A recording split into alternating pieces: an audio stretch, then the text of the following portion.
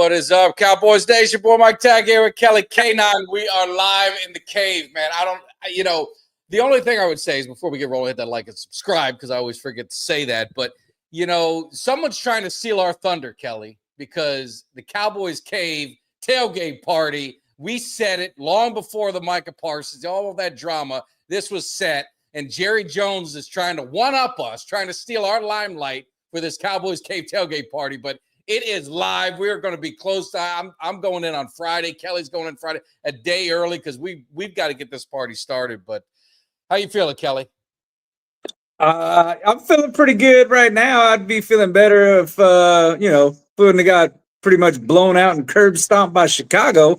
I did a lot of loud talking. That's what I like to do, and I like to bump my chest when we win, and I don't like losing. I definitely don't like losing to 0-2 teams. I definitely don't like getting exposed by Caleb Williams, who really has struggled besides this game against the Cowboys, where he looked like the reincarnation of Tom Brady. So I'd be doing a lot better if we hadn't lost to Chicago right now. Listen, I'm looking forward to this weekend regardless. It's going to be great getting down amongst Cowboys Nation. That's the family, the family away from the family, right? So I'm looking forward to that. I'm looking forward, nothing will take away from my joy of going down there and doing that. It's been a discouraging week, man. We're going to have fun. And, to have this kind of week and you got the pack, we had to bring a special guest in. We got to really, we got to turn it up a notch and give the crowd something better to look at than us, of course. So bring some knowledge in as well. We got a great guest, Jess Nevarez. You guys probably know her a lot. She did a lot of Cowboys content. She did some stuff for the UFL. She knows football. More importantly, she knows Dallas Cowboys football. So without further ado, let me get the right things in here and get her the right introduction. But here we go. And there you are, Jess. How are you doing, Jess? Oh, my God. You guys are just so sweet. Just hype me up. You don't have to do that. You don't have to do that. But I'm excited. Guys, this is my first Cowboys Yap sesh in almost a month, which is crazy. But I decided take a little break, and what better way to get back into it than being right here with you guys? Absolutely. There we go. So I'm thrilled. Now you're hyping us up. So I you know what I mean? Hype for hype. I'll take that all day. Thanks for coming in to do a little Cowboys yapping because we need a voice. We might need a voice of reason here as we get into this some Cowboys talk. Yeah, I don't know if you're. I don't know about that though. I don't know if you're gonna build us up or break us down or we're all on the same page, but we saw what happened in Chicago, and I was at a watch party, and I was with Drew Pearson, Eugene Lockhart, and Kevin Smith. And I went back and listened a lot. Drew Pearson is Drew Pearson. He's the ultimate hype man for the Dallas Cowboys. He bleeds silver and blue. Eugene Lockhart had some harsh words with the Cowboys before the game, and he had some very harsh words for him after. Kevin Smith pretty much told the story of how bad our secondary is in the discipline and alignment before the game, which again turned obvious during that game. So it was really cool to kind of hang with them and get all sides of it. But that Bears game, I mean, Jess, you've covered this team. You know the Cowboys are always due for one of these games. And I think that some of us were uneasy about this Bears game. But we went ahead and made another quarterback look like an all-pro. And, Russell Wilson last week, he's back to normal. He's benched this week. Now you got Caleb Williams. I don't know if that's a real Caleb Williams, but what was your thoughts, Jess, on that game and just the mindset of the Cowboys and everything? I don't really think it has as much to do with the Cowboys mindset as it does nobody teams coming in, having a point to prove, and they're always going to do it against the Cowboys. It was just such a classic case of, hey, we're the underdogs. We have nothing to lose. Let's throw everything we have out there. That flea flicker, are you freaking kidding me? You would. And what's more frustrating, guys? Let me get comfortable to talk about this, is the fact that Ben Johnson goes on and is like, hey, we planned that because we scouted a really good gap in tape to see how we could pull off those things. That's what every underdog team does against the Cowboys. Like, it is just a tale as old as time, nothing new. These teams are always going to do it. What is frustrating about the mindset of the Cowboys, though, is they know that. They know that they're the team to make the statement against so that the media can talk about this team, be like, oh, maybe they're not as bad as we thought. They know that, and yet they still go. It seemed like a little unprepared, in my opinion. Yes.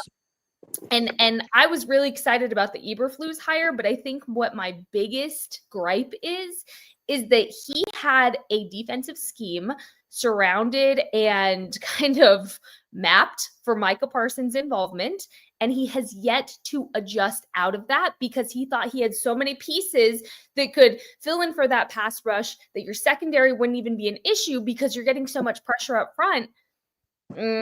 That's not happening either. So for me, I wasn't surprised to see another nobody team come in, do what they do at a home game in front of a home crowd, have the best game, and then go back to being themselves. Like, that's just a classic case, but it is frustrating nonetheless for Cowboys fans that have to sit there and watch that. That was a painful 4-quarter game to watch. It was. And the crazy thing is when I was there, the fans were still like supporting the team and some of them still had hope. And I'm just like shaking my head throughout the whole thing. But you had said something and Kelly, want to get your thoughts on it too. And we're going to get into the defense, but you talked about Eberflus and, you know, he kind of got the rug pulled from underneath, right? He, you know, Micah Parsons training camp, Jerry Jones said, Cowboy fans, he looked in the camera, don't worry, don't lose sleep, don't do this, don't do that. So all along, I mean, in defense of this guy, he probably thought he had Micah Parsons there. And then it kind of just gets, you know, pulled from underneath. And I think you're 100% right. He hasn't made the adjustments because you don't really see him compensating for the lack of pass rush with blitz or you're changing the scheme at all. So how much of that early trouble with the defense are you putting on Eberflus, or do you kind of throw this higher up? I mean, where do you think the blame lies with this defense? Jess, go ahead. Ladies first. Oh, you're so sweet. I was waiting for K9. I was like, I know what you're going to say. No, I think the blame goes everywhere. Look, I think it's a domino effect where it's like blame starts here, it goes here, it goes here. But Flus can only do what Flus can do, right? You expected to have Micah Parsons. You don't have that anymore. What do? You have to adjust. And I feel like maybe now this game will kind of provoke that adjustment to realize that maybe the personnel he has isn't exactly as capable as he thought they would be at this point. So maybe you scale it back just a little bit, or you increase usage for other players that want it. Maris Leofow. Yeah, who said that? You also have to give grace that Sam Williams is coming off of an ACL injury, and typically that takes about a year for guys to feel back to normal. Whether he looks great and he feels great, it takes that muscle memory and that football shape to come back for probably about a year after that injury. So it's frustrating too. But overall, blame. Yes, of course, I blame the front office. Who doesn't? We all know how this works by now, though. I blame the timing of the Micah Parsons trade. That doesn't set your defensive coordinator up for success when you do it so close to your season opener. And then I blame Flus for not having better adjustments ready for the personnel that he knows he had at that point. So, and then, of course, I blame personnel. I blame players for you have veteran players out there that need to be doing a little bit more, and it's not fair that they have to compensate a little bit more. But that's what you have. You have a mix of old and young. Older ones kind of have to step up at this point, and I'm not really seeing that as much as I would like. Yeah, Kelly. Yeah, I agree with that. It's kind of it's pretty much, I mean, Jerry Jones made that decision to trade Micah Parsons, and we talked about how the fact that the interior of the defensive line got much better, but we're struggling to generate a pass rush, which, you're watching guys have a whole lot of time, whether it was Caleb Williams, whether it was Russell Wilson, have a lot of hope. When they have that much time and you got, then plays are going to break down and you're going to have breakdowns. I also think that with the players and with the particular personnel we have, and you would have thought that they kind of would have figured this out in training camp, it just doesn't look like they're grasping the concepts of this zone defense. You got players that are just completely wide open. I mean, you're talking about guys that there's not a DB within 5 yards of these guys. I mean, one of those last touchdowns, Caleb Williams rolling out, you're thinking he's going to run. He throws it to the guy in the back of the end zone. I didn't see a Cowboys defender in sight. So major breakdowns in these zone concepts that Flus is running. So, at some point, you got to say, you know what, maybe we got to switch this up, because maybe the guys that we got, they're not built to run this particular defense. You got to change something, because, I mean, the Bears did whatever they wanted, whenever they wanted. And it was just, it's that kind of thing is demoralizing as a fan and as a player on that team. You can guarantee that the defense is looking at it and they're thinking, geez, we're just getting gashed out here. What's going on? We're confused. We don't know where we should be on the field. And then you got the offensive players out there thinking, if we don't score every single play, we're cooked. And so then that creates, guys to press. You've got Dak Prescott looking where he has to get a touchdown every single time. And that's just not ideal for any team. And so, yeah, blame is to be had all around. You've got to get guys also that need to step up. I agree with the Sam Williams thing, but they talked a lot about him being that dog in camp and him saying that he was ready to take that next step. Well, now we need to really kind of see that, progression. Obviously, if he's still recovering from that injury, like, a Javonte Williams, it took him, look at what it took him. He was coming off that. It's been his second year. Now look at him, and he looks like a completely different player, right? So I get that as well. But you had guys like Marshawn, Nealon that you were looking that was maybe going to make an impact. Even Dante Fowler has been a bit of a disappointment this year, I would say, in terms of his pass rush, right?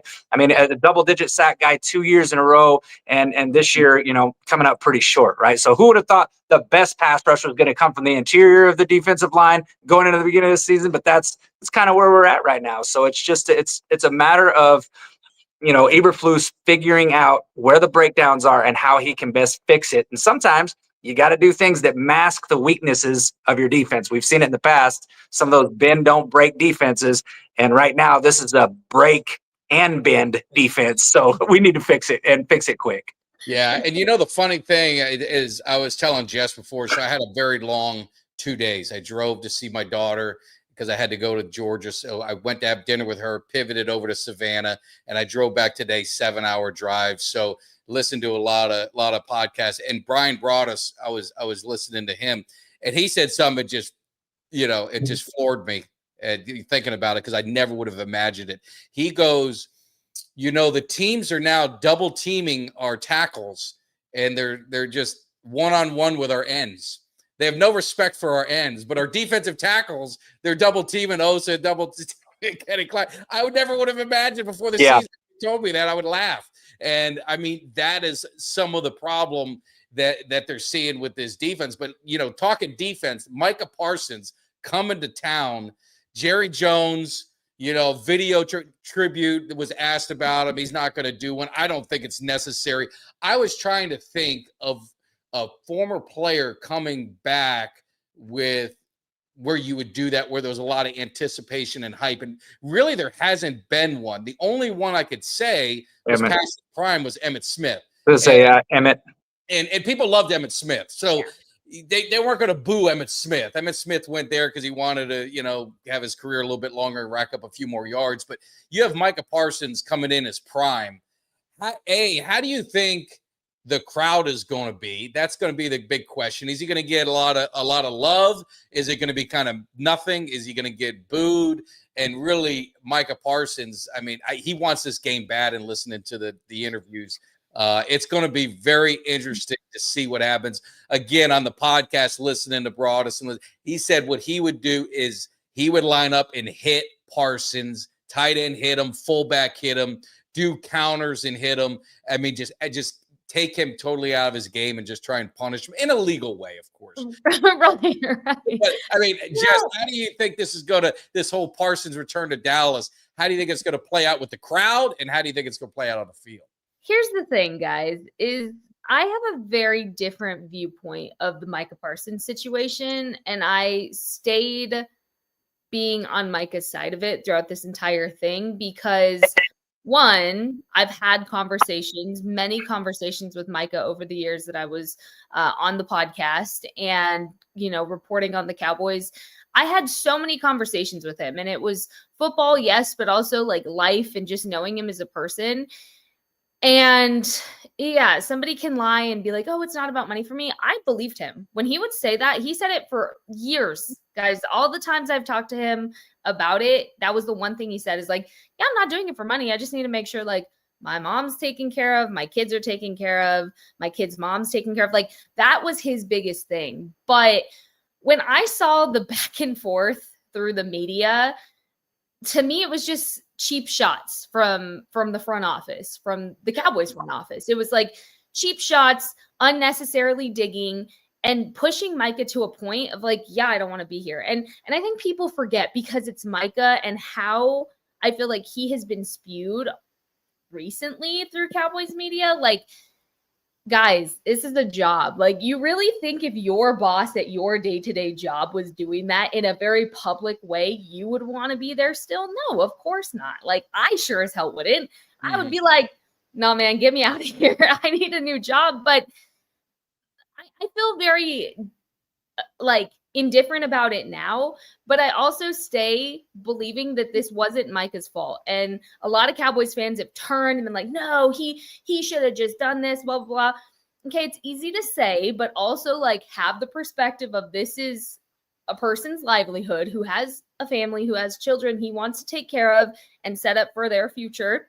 What would you do in this situation? And I also go back to like, we're in the millennial era of players. Like millennials don't put up with that. We are all about, hey, you're going to treat us fairly. We're going to get paid what we deserve. But also like the respect factor needs to come and play here. Like you're going to respect me. I have to respect you. Like that has to be a mutual thing. So I'm frustrated that this is like even a conversation of how's Micah going to be treated. You should be excited to watch him. Like he maybe was, not obviously didn't have the Emmett impact. We know that.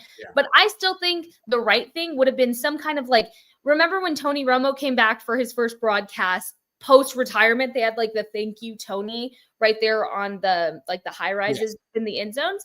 They could have done something like that. They didn't necessarily need He's on the Packers now. Let's pump the brakes on that kind of stuff. Tony Romo was retired. No. I'm just saying, though, like, they don't have to go as far as a tribute video. I think that's a little excessive, but like, maybe a thank you, Micah, like it with his picture in a cowboy thing, something like that. I just find it funny that they're still selling things at the pro shop at the stadium that are full price, Micah Parsons gear, Micah Parsons shirts, and yet you don't want to have like a thank you something for the guy. Like he's literally, his name's still making you money. All the Micah Parsons jerseys that were still in the stadium when I went, and you can't even say thank you. Weird energy, weird vibes. I don't like it. And it just seems like at this point, front office is being petty. It's like less an ego thing. And I think that's what annoys me the most about it. There's no good reason. I would just jump in and just say, well, I'm older than you, so I'm old school, and I'll let Kelly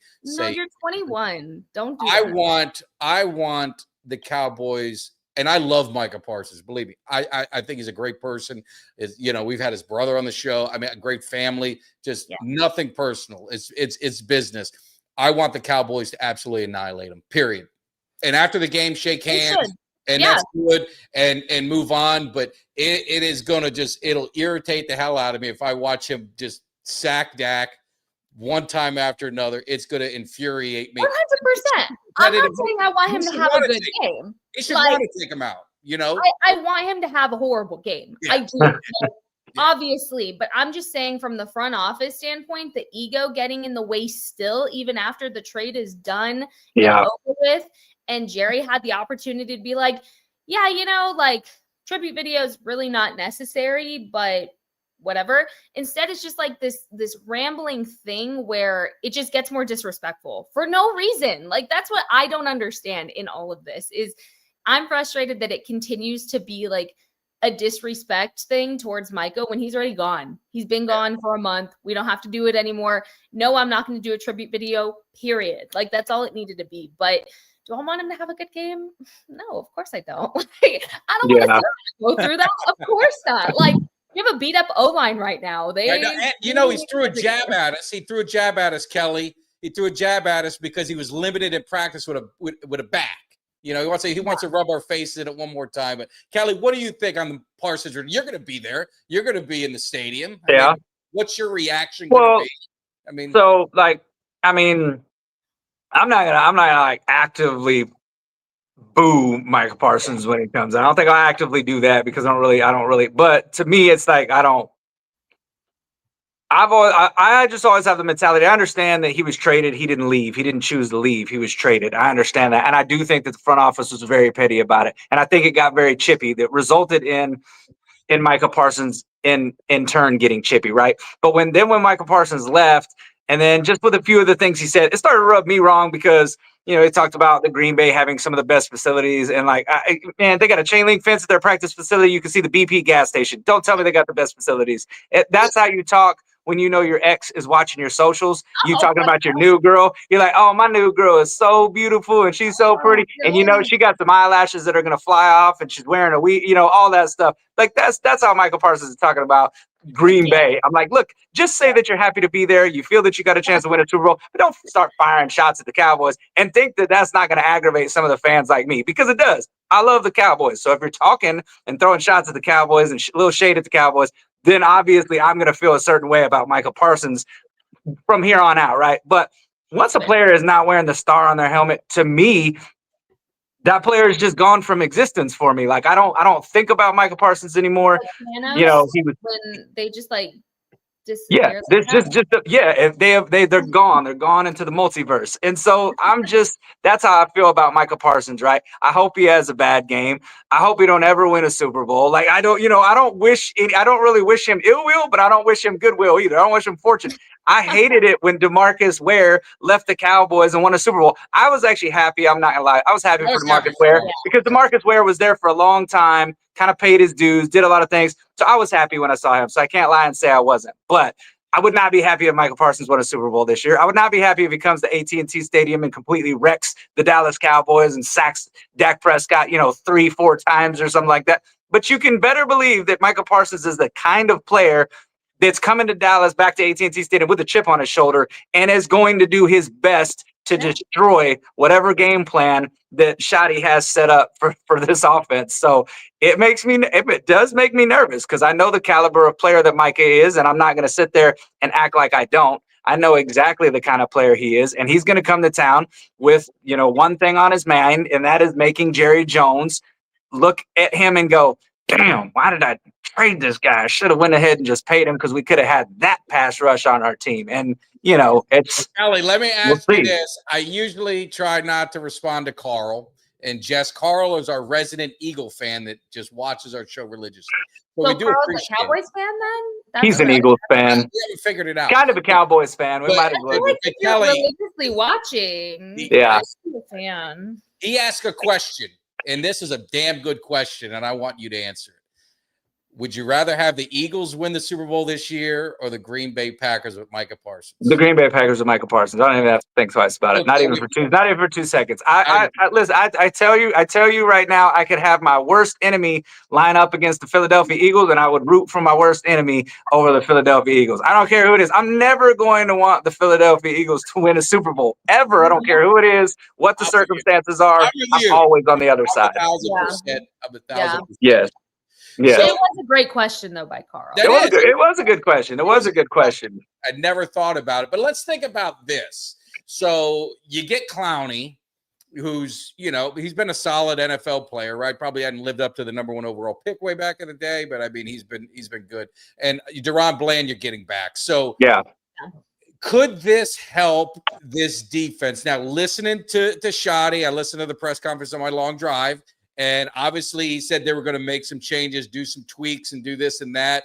And I believe that the guys were talking. If 3 things could happen, I can't even remember because I listened to so much. But there was 3 easy things that could happen. Clowney being one, getting pressure, getting Diggs and Bland in there.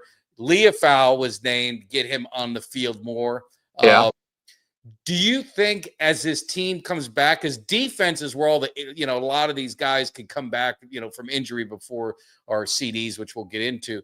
Do you think these guys can help? I know they can't hurt, so I guess they could help the defense and kind of get them decent. They're never going to be a top defense. I think we all can agree. We just need them decent for our offense. Could they help them be decent? If they can stay healthy, sure. Yeah. But here's the thing. Do I trust that Deron Bland is fully healthy right now? No, I don't. And I wish he was, but I also feel like since he was injured with the shoulder injury, it was a shoulder last year, he doesn't have that same Deron Bland confidence that he needs. I feel like I see him second guessing himself. I see a lot of hesitation that I didn't see before in him. So that worries me a little bit. But I will say about Deron Bland, his temperament is something that I've always really appreciated from him as a player. Is he, even if he's frustrated, you're not going to notice. Like you're going to see the same temperament from him. So I think that bodes well for him. I think you can put whoever the hell you want out there, unless you start playing so much zone and you have guys that actually want to tackle correctly, you're going to get the same thing. That part. Yep. Here's the thing. You can change up your defensive coordinators over and over and over. You've seen it 3 times in the last 4 years. What is the common denominator we always talk about? The lack of tackling and the lack of tackling aggressively to actually get your guy down and not add yak yardage there. So my problem is that's a personnel issue, is how many times do you have to go back to the basics and say, this is how you tackle, guys. You have to get him all the way down. You have to actually tackle. There's a lot of really lazy tacklers on this defensive group that I think just you constantly see through. And so, yeah, Of course, any team that goes against that DB backfield secondary, they're going to take advantage of the fact that they don't like to tackle. You're playing zone against guys that will not tackle. What do you think is going to happen? It's just, yeah, I think you can put whoever you want there, but unless those two things change and Flus finds a way to kind of roll him back in, play a little more man, it's not gonna look much different. It'll look better, but there's still gonna be a lot of really big chunk plays that I think are given up. Yeah, and then Kelly, asking you this: the Packers have their own injuries on offense, so their tackle is going to be out. I think their guard. I think they have a guard that's questionable if he's going to play. I think one of the receivers was kind of banged up, so they have some issues on that line in particular that. Maybe, I mean, you'd like to think the line could take advantage of it, but I mean, if I remember right, the Bears' offensive line was banged up. Too, and we didn't do it. But the Cowboys have got to, at some point, take advantage of issues on the other team, especially the offensive line. I mean, Eberflus needs to blitz. He needs to be creative. He needs to do something. But getting Clowney in there, you don't know how much you're going to get, right? He's 2 weeks into the season as far as and stuff. I mean, how much of an impact do you think these guys can have in their return and just kind of overall on the defense as a whole? Well, I mean, I don't think it hurts to have any of them guys back or to get any of those guys on the field. I don't think that it hurts to get Clowney on the field. Even if you're getting some of Clowney, even if it's 70% of what he has right now, I still think that that's an improvement. I think he's more of a guy that's a run enforcer, like can help with that run game, setting the edges. I think he had 5 sacks last year, which is it's not bad. But it's not anything that's going to blow you off the map when it comes to the pass rush. So I don't know that it really helps that much. One of the things that honestly that I haven't seen a lot of through the first several weeks, and then maybe it's just because they don't trust the back end. But the thing is if you can get to the quarterback quicker, then they don't have to worry about that back end. Is blitz packages. Haven't seen a lot of creative blitz packaging or getting guys to come in off the edges or even bring a guy maybe up the middle, but just blitz the quarterback. I mean, you just really haven't seen a lot of that. You see a lot of them just kind of sitting back there with a 4-man rush, and you're thinking, we don't have the personnel to do a 4-man rush, obviously, because guys are sitting back there and, they've got enough time to write letters to their moms and their ex-girlfriends and their, all this, and then throw the pass. The time that these quarterbacks have, it's just too much. And so that's something else that I would like to see them try to do is if you don't have the pass rush with your front four, find ways to get there in blitz packages. So I just would like to see some more of that, being aggressive and take chances, because listen, what is it going to hurt? Because That right is now, hard. that's what I'm saying. You can't get any worse than what you're already seeing right now. And I mean, I was surprised that they didn't get after Caleb Williams a whole lot more. I mean, he's a younger quarterback who has struggled against some blitzes. You've seen him make some pretty poor plays when the pressure's on. And when the Cowboys did generate some pressure in that game, he was a little bit inaccurate. And you did see some inaccuracy. But when they gave him time to throw, picked us apart. Same with Russell Wilson. So I'd like to see them try to get after the quarterback more and find some creative ways to get after the quarterback, because I think that can absolutely help. Again, I don't think it can hurt, but having those guys get back on the field, guys like Bland and getting a Clowney type guy, then, I don't think that hurts at all. We need all the help that we can get at this point. So, yeah. And I mean, Rick was saying, blitz more, definitely with whatever you got, bring the house. That was the other thing I listened on the show, and Rick kind of mentioned it, is they talked about Wanye Thomas going to safety and using Elam, because they said the one thing that could hurt the Cowboys and what the Packers are doing is tight ends. They use their tight ends a lot. Maybe get Elam covering the tight end. I mean, think outside the box, be creative, take some chances.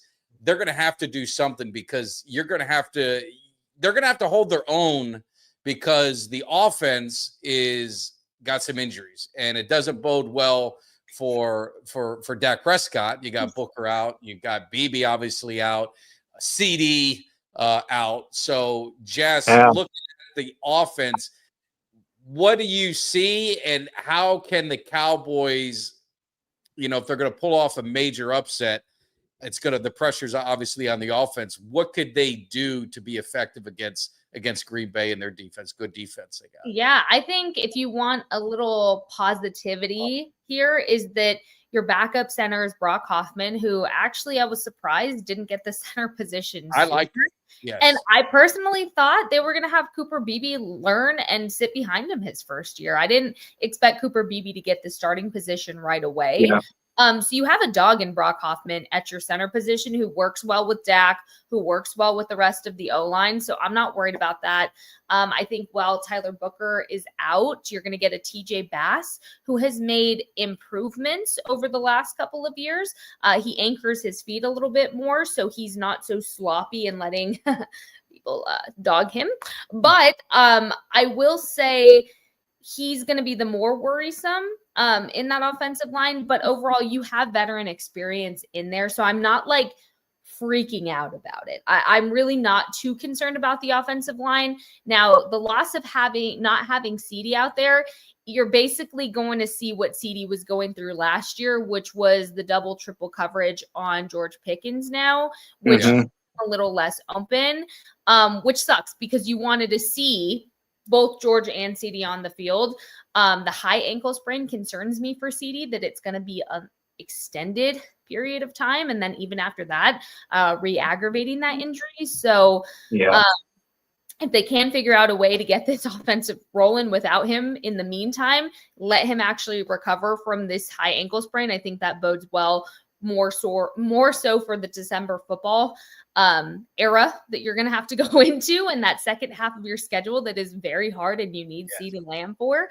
But as for this week, guys, something that I have been frustrated by for the last 2 years is the lack of tight end involvement in this offense, and how I just feel disappointed after games when I'm watching the opportunities that could be there. And you're starting to see a little bit more sprinkled in. You saw more of Jake Ferguson last week. But my thing about Fergie is that my dad actually brought this up. He was like, how come every time Jake gets the ball, it's just such a hard hit to him? Like his body is going to wear out so quickly. And it does. You see him just gassed by the end of a play because he's just like so hard hitting, which I love that about Ferg, but you need him to be Ferg that he was the year before last year, where he had the stamina to be that starting tight end throughout the entire game. You have a Brevin Spanford, who I think is, he's your unspoken tight end too. And you haven't even gotten to see what he can do. It's so frustrating. You need the tight end involvement. But more than anything, guys, I want to continue seeing Javonte Williams eating in that run game. Like, I want to continue to see this run game on an up and up. It's exciting. It's something we haven't gotten to see consistently because guess what, guys? You have your starting running back during the first week of the season, which you didn't have last year, even though we were screaming it was Rico Dowdle and nobody wanted to listen. 100%. And then we changed it up. But here's the thing, guys. I think in order to be successful, run the ball. Just run the ball, eat up the play clock, eat up the time of possession. Just that's all you really have to do.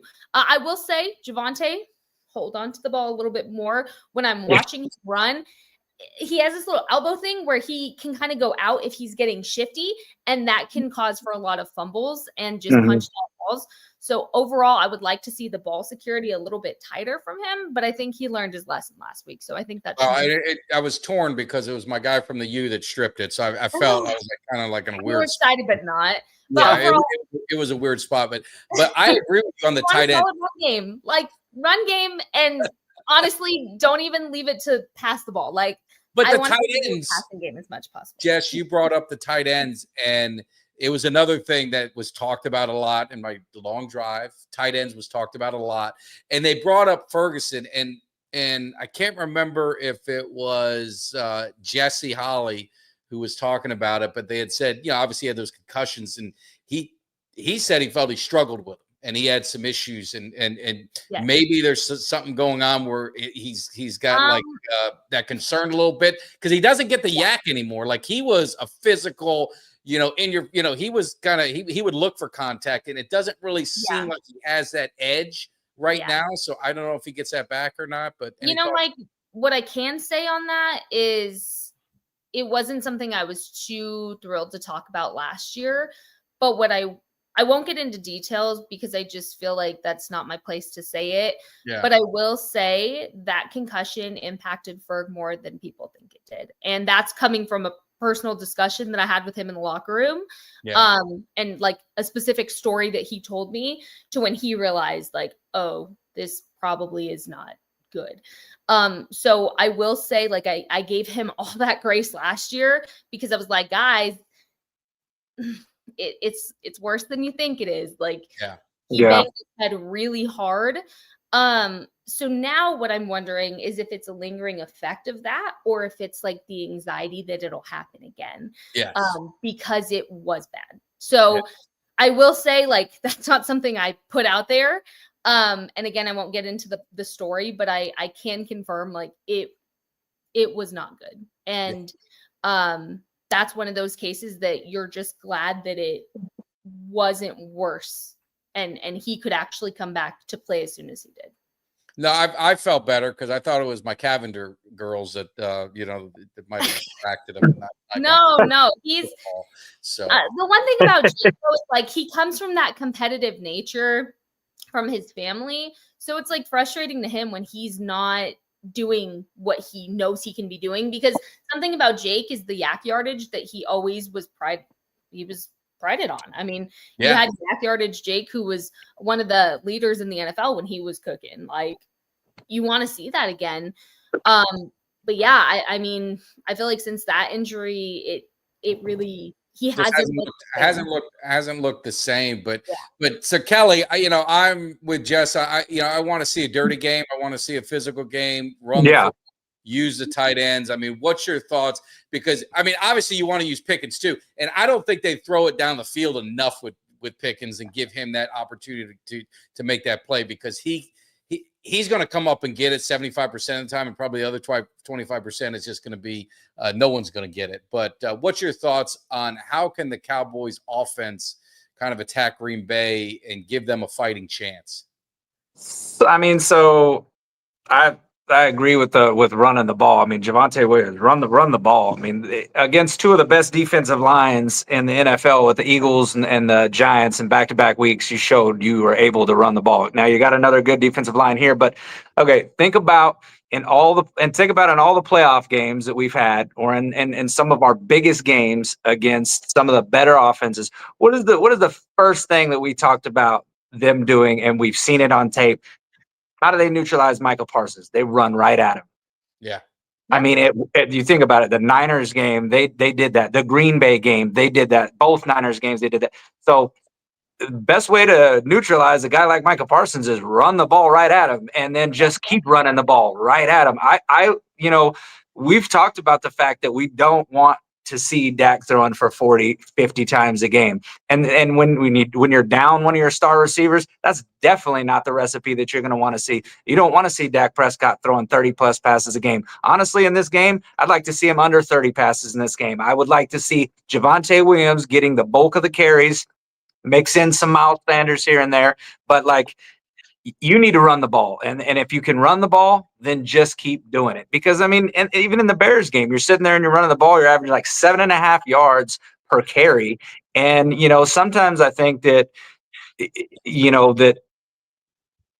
that they feel like they have to throw the ball in certain situations that they may not have to throw it. I mean, if I'm running the ball at 7.5 yards a clip, I'm going to keep running it down your throat. I'm not even going to pass the ball until you show me you can stop the run. Like, I'm just going to keep doing it. And, maybe mix in a pass every now and then, just kind of keep you on your toes, but run the ball. It's pretty simple. It's really not that difficult. Just run. Yeah. Yeah. No, I don't disagree. And just real quick, Jess must have brought some magic. We got over 400 of you guys hanging out in the cave. So we appreciate it. Make sure you hit that like, subscribe, share. Make sure you follow Jess on all social media platforms as well. And we appreciate the love. And don't forget the Cowboys Cave tailgate party. Everyone asked about it. Lot 10. Might be the last year, Lot 10. I don't know yet, but it's going to be Lot 10. I promise if I have to stay out all night like I did last year, I will do it, but I'm not happy about it. It's a night game.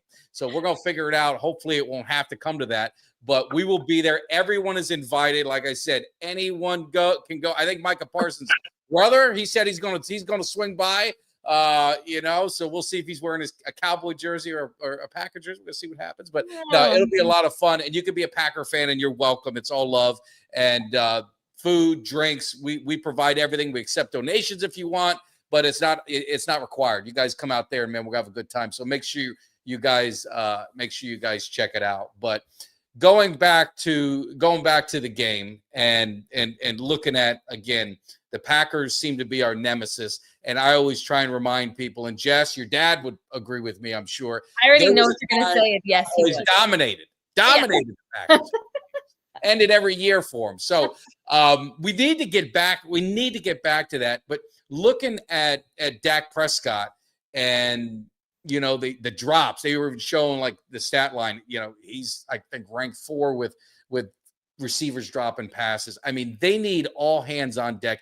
Everybody on this offense has got to step up and do their job. The one guy that I haven't heard from, and I think that they're going to have to do something to figure it out to get him on the field and get him active, is Jadon Blue. He's a home run threat. Do you have any idea why he has been inactive this whole year? Do you know it? You got any insight? Reading between the lines to what Shoddy has said in his press conferences, do you remember that report that came out during the summer basically saying that the Cowboys were frustrated with how Blue was treating practices and blah, blah, blah, blah, and how from an older coach and all of that, they kind of dispelled that. They were like, no, that's not true. I don't think it was fully true, but I do think that they're I'm guessing because I don't have any real insight. I haven't asked about it, to be honest. I haven't asked about it. I think, in my opinion, it's probably a lack of doing his homework, watching his film, and taking his notes in meetings. You're a 5th-round pick. I mean, Jesus. Yeah, God, I think, to be honest, what I've noticed a trend with the Cowboys and really most NFL teams is that when guys like this that should be getting an opportunity. I mean, shoot, they're selling his jersey in the pro shop right now. Yeah. At the stadium. It's because he's not doing his homework as much as he should be, or there could be an injury that they are concerned about that they don't want to aggravate that's not hurting enough to come up on the injury report. That's another thing that in my head I was like, maybe there's a little something going on that we just don't know because it's not massive enough that they have to report it. But that's really the only two options it could be in my mind. Other than that, they could be giving the veteran guys a shot because Shoddy seems like that kind of coach that's like, hey, this guy has the experience. He has the job. That could be another thing. But I also could see Shoddy kind of playing a little game here to say, hey, you want to get all the tape you want on Miles Sanders? All right, just wait here in a couple months. I'm going to throw something completely new at you that you're not going to want to know. And that's also a perk of having a new head coach with a new playbook is you can do those things and people can't prepare for you, especially with the second half of that schedule and how tough it's going to be. You need to keep a little tricks in your bag. So it could also be that. But yeah, one of those two options, because there's no real other reason I can think of. Yeah. Well, real quick, appreciate West Virginia Country Boy with the super chat. Thank you so much. That goes to the Cowboys Cave tailgate parties, you guys know. So that's a beer for somebody. I appreciate it. But Kelly, Jadon Blue, and I see in the chat, I know some say, blitz pickup. I'm not looking for him to be, back there all the time, but and they're on pass protection in the slot. Throw him out in the slot. He's a home run threat when he touches the ball. And I'm just saying, you don't have a lot of that, on the team, especially now you lost CD. They need all hands on deck. Because with the defense the way it is, they got to put up points. And are you surprised? He was their first running back taken in the draft, and we all wanted running back. Are you surprised? I know he's a Texas guy, so you're probably not surprised he's benched because he went to Texas. But what are your thoughts on Kelly?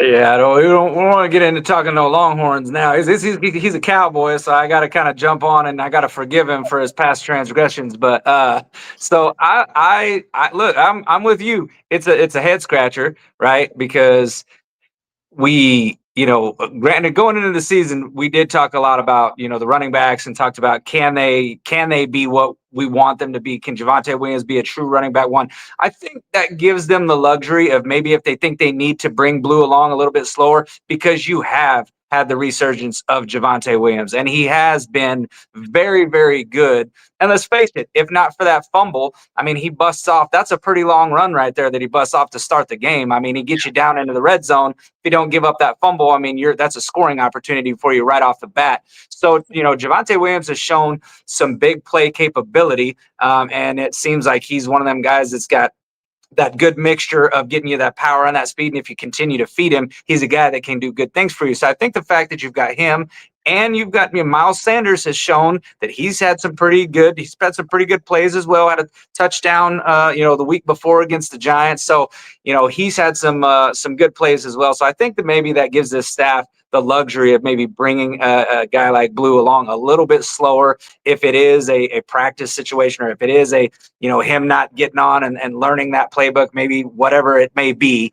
Maybe that's the reason why, is because they feel they have the luxury now to kind of bring him along a little bit slower. It's the only reason I can think of, though, because when you do draft a guy like that in a class that was loaded with running back talent, and everybody talked about that, and they get a guy like Blue, you're thinking, okay, he is going to be the lightning to Javonte Williams' thunder, right?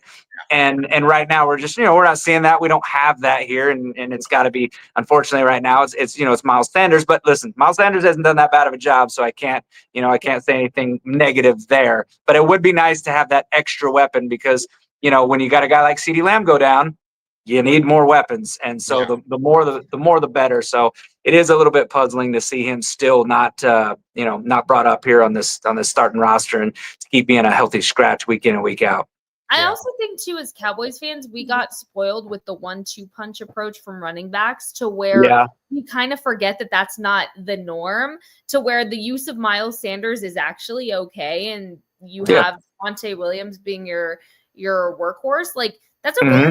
That's okay, too. But I think as Cowboys fans, we got so used to, like, Zeke, Tony, we really got the 1-2 punch going, and then you had Tony, you had Rico, you had Zeke, you had Rico. Like, you've always had two guys that you wanted to take the equal load. And I don't necessarily think that that's the approach that Schottenheimer wants to take. But I also didn't expect personally for Javonte to have such an emergence so early in the season, to where maybe the coaching staff did, but maybe they were like, hey, this is the guy that had the best camp.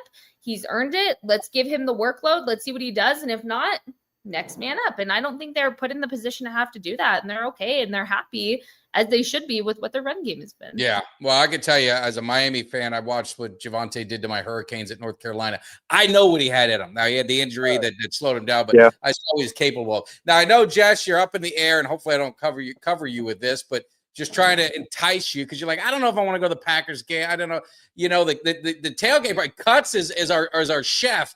Butterfly drumsticks, marinated in wing sauce, country style ribs, sausage. I mean, that's gotta like make you want to go to the game now and go to this tailgate party. It's got That made me hungry right now. Are you kidding me? Right? Why would you do that to me? It is. Well, I'm just, you know, I just want to make sure thinking about ribs right now.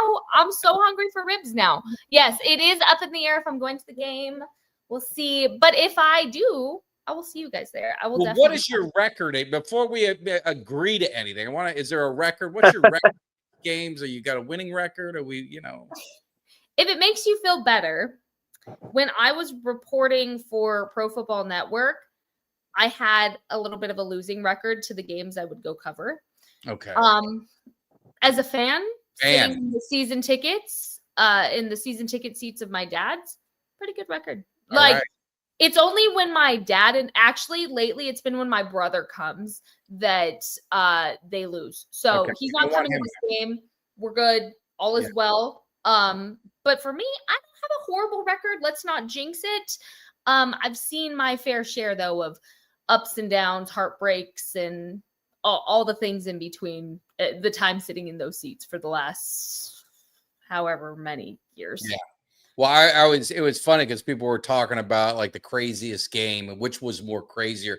If and I was at that Falcon game, and then I was at the Giants game this year, and the Falcons game doesn't get the hype because it was COVID and the stadium was like quarter full or whatever it was. Yeah.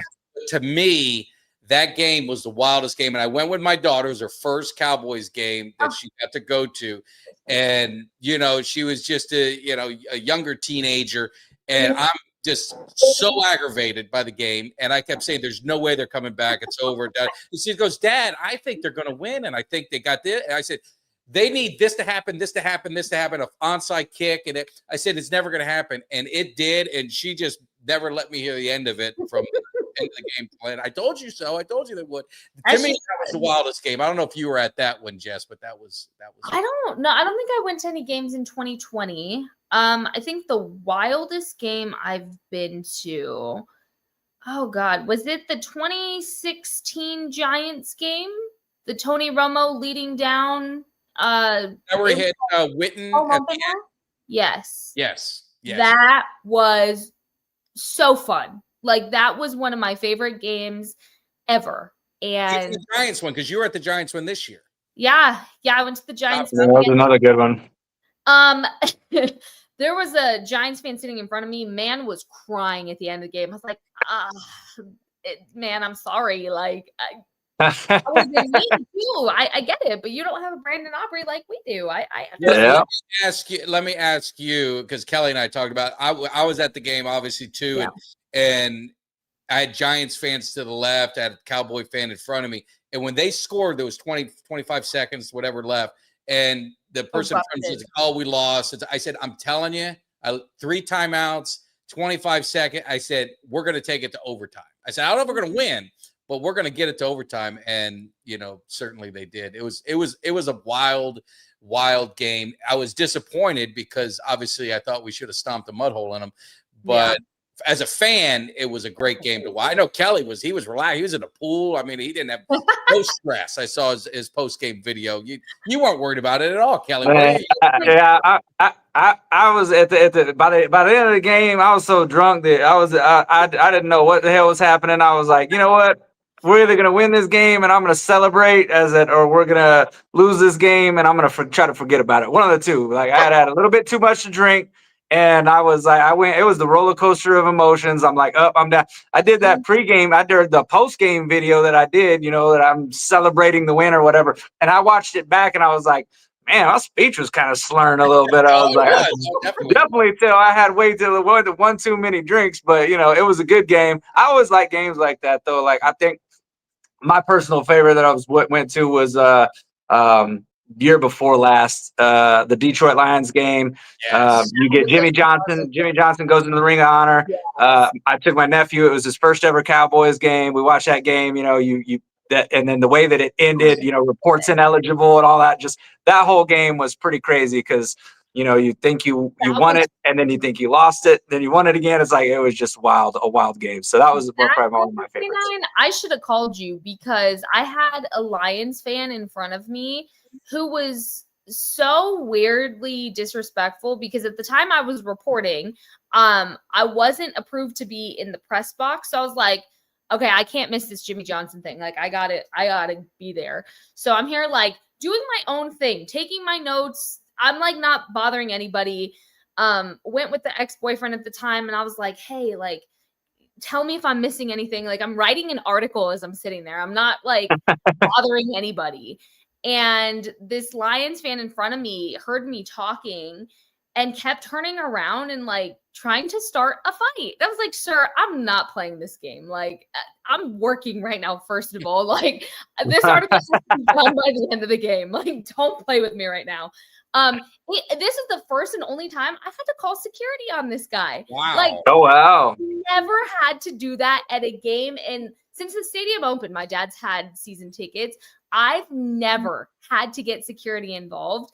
And wow. the whole time, his mom is sitting there like proud of what his son is doing. And I was like, ew. His mom was there at the game and allowing him to talk to a woman. Yes, and he was like cussing me out in my face. There was a group of Cowboys fans behind me that was like, oh no, girl, like if he tries anything, we got you. I was like, I don't want to try anything. I'm trying to write an article. Like, oh my God. So after that, I was like, yeah, no, Lions fans, you have a special bad place in my heart because of that one guy. Yeah. So every time the Lions lose, I'm like, I hope that guy had a bad day because I just think of that. It was such a fun game. And actually to see all the Jimmy Johnson Ring of Honor stuff was really fun to watch. Yeah, it was awesome. Yeah. It was awesome. I think the outside of the game, I think one of the first, so my nephew, again, he had never been to a game. So, they have the towels and stuff. So every time it's third down, like I'm standing up, I'm going to be on my feet. And that's the one thing I don't understand about going to football games is like, if I'm not in a section with a bunch of other people that are like, kind of like trying to stand up on third down, like get crazy.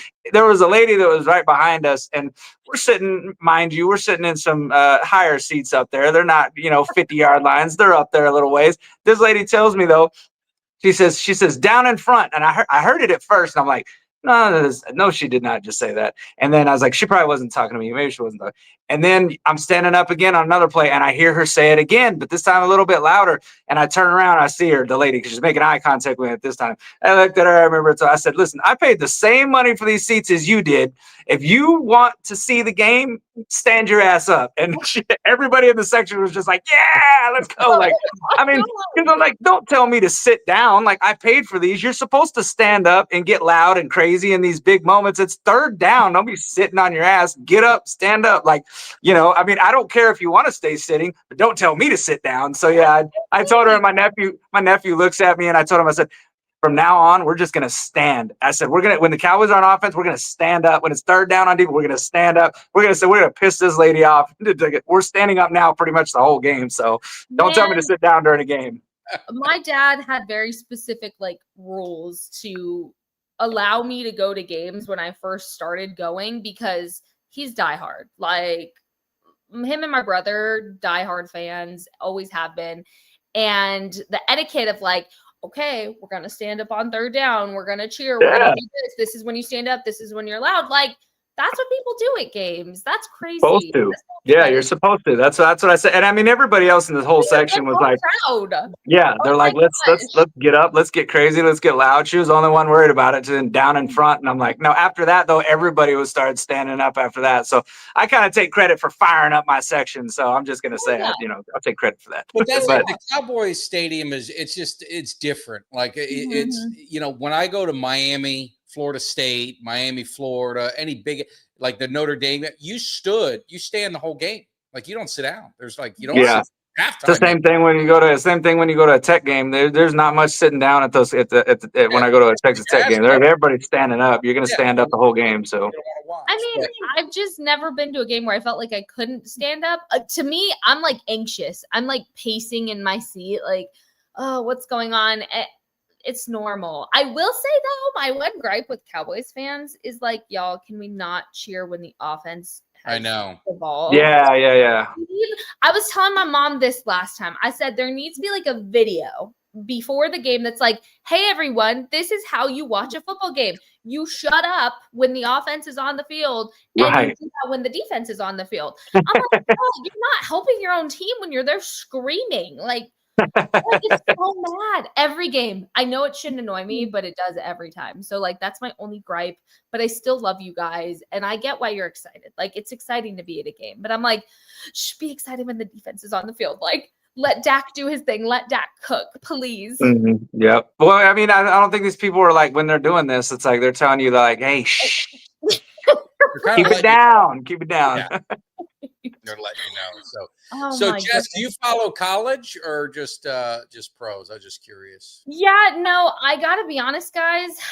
For most of my life, I hated football. I hated it. I like didn't understand why my dad and my brother were screaming at the screen every Sunday. I was like, oh my God, speaking of being quiet, like, what are you guys doing? So when I first started getting into it, my dad, the stadium had just opened. My dad's like, let me take you to a game. At this point, I was in high school. And when I tell you I walked into that stadium, I sat down and I had to do a little studying beforehand. Dad didn't just take me. He was like, you need to know key players. You need to know names. You need to know like how football works. So I studied because I was like, okay, whatever. And I watched my first game, and I can't explain it other than in that moment, my entire life was like, I need to get back here. As an adult, I need to cover the Cowboys someday. I need to figure out how I do this for a living because this is what I want to do. And at that point, I already knew I wanted to go into journalism. So I knew. So my whole college and early career, it was very much like centric on just the Cowboys, to where now that it doesn't have to be, I'm like, oh, I can learn more about college football and what this is all about, because I accomplished that goal of mine. And it was such a fun chapter that I loved so, so much. But now I'm like, oh, there's other things in the world. So like, that's why I expanded to the UFL to kind of learn a little bit about that. I thought that was fascinating. I have started watching some college football, everybody. Hurricane? Nice. We're working it around a little bit. But my brain capacity only had enough for Cowboys, and it obviously keeps you busy. Well, you can be an honorary Hurricane or Texas Tech. I mean, I'm sure Kelly will let you join that when you get. We'll be seeing each other in the playoffs, I think. But whatever you tell me, I will study it. I will watch it, and I'll be like, I don't know, guys. I don't know. Like, it's funny because people that I've asked, I'm like, hey, what's a good college game I should watch? They're like, watch my team. I'm like, yo, I'm gonna be sitting here all Saturday then. Like, my whole weekend's gone now, which is great because I love football. But yeah, I do find interesting is how it is morphing from like college kind of into the NFL, how it's leaking into that. And furthermore, like spring football, the UFL, how the NFL is also taking things that make sense from that league and utilizing it in their league. Yeah. That was really cool to learn about. And even just like the ball tracking technology that they use. The UFL is all about like behind the scenes coverage and all of that. So I doubt the NFL will do that, but I do hope that one day that's like a pipeline. So if you guys want more football in the spring, you should watch this. Well, absolutely. Yeah. Absolutely. Great job with that. If you want to watch a really good college game next Saturday night, Miami at Florida State. Okay. Florida State will get a reality check. We're gonna if they can even, they got to play Friday night against Virginia. We'll see if they can even beat Virginia. But if they do, Miami will bring them right back down to reality Saturday night up at Doak Campbell Stadium. So. Okay, so I'm gonna watch it and then I'm gonna give you an honest opinion. Honest opinion of the U. I mean, you've seen Michael Irvin. He's a maniac down there. Look, I'm just saying, if I'm like, you really hype this up, Mike, like. No, it's an hated rival. It'll be intense. It'll be intense. So you also have to remember too, like I come from NMSU, And when I was in college, they won one game. The entire time I was in college.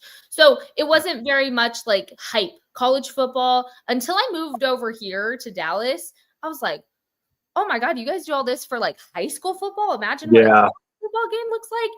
And it's crazy. I went to a TCU SMU game a couple years back, and I was like, oh my, what a production. Like, I was stunned. And that's just like small town mentality coming from Las Cruces, New Mexico. But no, I'm challenging myself to get into it and expand my horizons a little bit.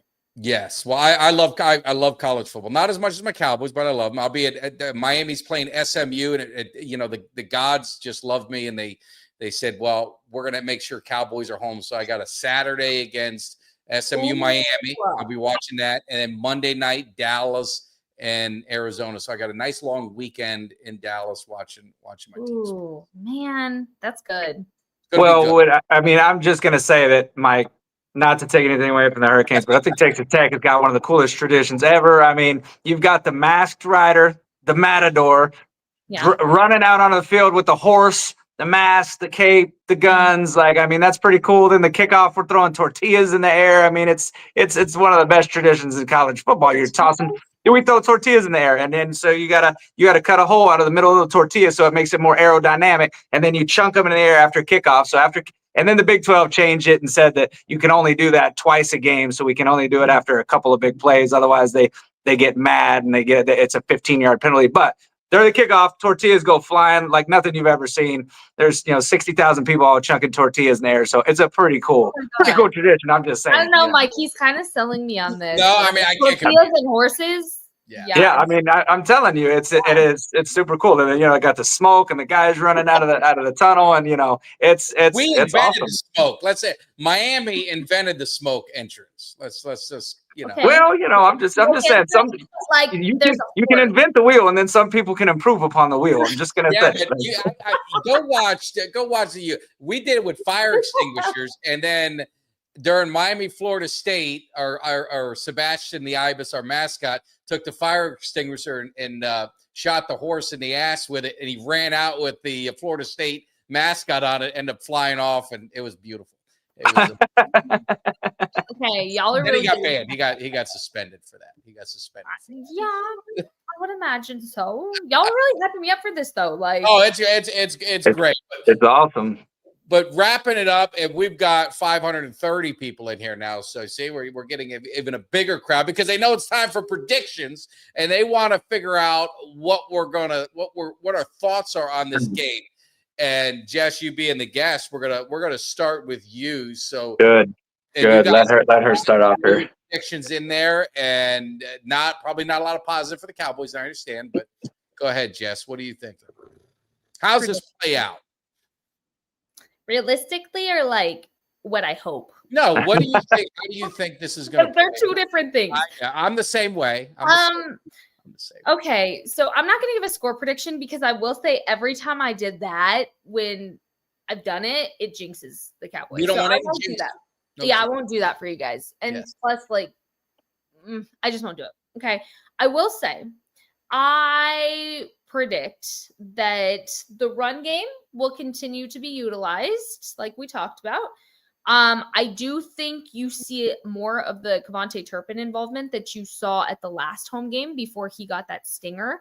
Mm-hmm. I think you see Terp's involvement because obviously George Pickens is going to be a little tied up. I think, unfortunately, as much as you guys are going to hate, Cowboys fans are going to hate to hear me say it, you're going to see some Jalen Tolbert action as well. And I don't hate it. I don't hate it. That's what you have. That's what you got to use right now. Okay? Yeah. That's what we got to do. Sorry, guys. On the defense, I'm gonna say, bold take. I'm gonna say that Deron Bland gets an interception. I don't think it's a pick six, but I think he gets an interception. He makes a statement early, and I'm gonna go with an Osa Odigizua sack on Jordan. That's my predictions. And okay. So we don't want to see. You didn't want to say. I like what you did, and I don't know if I should steal that because I sure the hell don't ever want to say my team will lose. So you kind of are very good about that. I like that. I'm gonna have to. You didn't say don't what'll happen. want them to lose, but you didn't say it. I like it. Don't change anything because I think that's. I don't want them to lose. I don't think it will be a blowout like people are thinking. I think it shouldn't be, and they should be pissed off coming off of how they played last week. I want to see them have a little fire under their butts, and I want them to play pissed off. I do. I want them to play pissed off. You cannot lose to an NFC opponent at this point. You're talking playoff seeding early. You lost early in the season. Guess what you need? Any win you can get at this point. And especially early on, I know I keep going back to it. Guys, the second half of this season is going to be difficult. Like, you need people to stay healthy. It's going to be hard enough. So if you can get all these pieces going early, Flus makes adjustments to his defensive scheme, being a little more realistic with his personnel. You keep the run game steady. You keep that going. You let people on the O-line get healthy again. Things can go in the right direction. But I don't think – I want them to win. I don't know if they can. All right. But you know what? Just for it, they'll win. I'll say they'll win. I like it. I'll say finish the strong. underdog will Finish win. strong. I like it. Yeah. Finish strong. Kelly, and here's it. And I will say this: if it does go south for Dallas, between the Chiefs and the Ravens after week 4, one of them is going to be 1-3. If you can believe That's it. crazy. Go ahead, Kelly. Well, you know me, man. I don't ever like saying that the Cowboys are going to lose. I hate and I definitely don't want to say that the Cowboys are going to lose when we're going to be down there at the Cowboys Cave tailgate, because we want to hype the whole thing up and have the whole experience and say that we're going to fight and we're going to get this win. I just saw what Caleb Williams did to this team, though, man. And Jordan Love is a way better quarterback than Caleb Williams. And the Packers defensive front is one of the better ones in terms of what they can do. And I know they just lost to the Browns, and that's the bad thing. I kind of wish they would have won against the Browns, because now you've got a team that just coming off a loss doesn't want to end up at 2-2, and they're coming to AT&T Stadium. And that's their home away from home. Like it or not, they own us in our own stadium, unfortunately. And they last time we played them, what did they come in there and say? Let's punch these front runners in the mouth. And what did they do? They proceeded to punch us in the mouth. Now they've gotten even better on that defensive side because Micah Parsons adds to that. Everything in me, Mike, everything in me wants this win. I want it so bad. But everything in me is telling me that this is going to be another just degrading loss. I just don't see it any other way, man. And so I could tell you that we're going to win and be completely wrong. But sometimes I like to have a little bit of reverse psychology and say that we're going to lose, and then the Cowboys come out and surprise me. So that's what I'm going to do here. I'm going to say that the Cowboys lose, and I'm going to say it's a 42-17 game. And that's what I'm calling it, 42-17 Green Bay. And I'm sorry, guys. I know y'all want me to be the guy that's hyping it up, and I know I'm not. I'm not supposed to be the guy that's pretty. But listen, reverse psychology, because listen, I'm thinking I'm shades of Green Bay playoffs when they stopped us out, and I think that I don't know. I'm just hoping I'm wrong. Listen, I'm not saying it that I think I'll probably be way wrong. Hopefully I am. I was wrong on the Bears prediction. I said that we were going to win that game 35-17. So, and that was flip-flop. So I'm gonna upset you. You know why?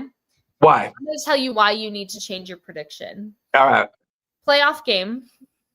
I'm sitting in the press box, and I don't know why. The seating arrangement ended up being what it is. Packers ownership was sitting right in front of me.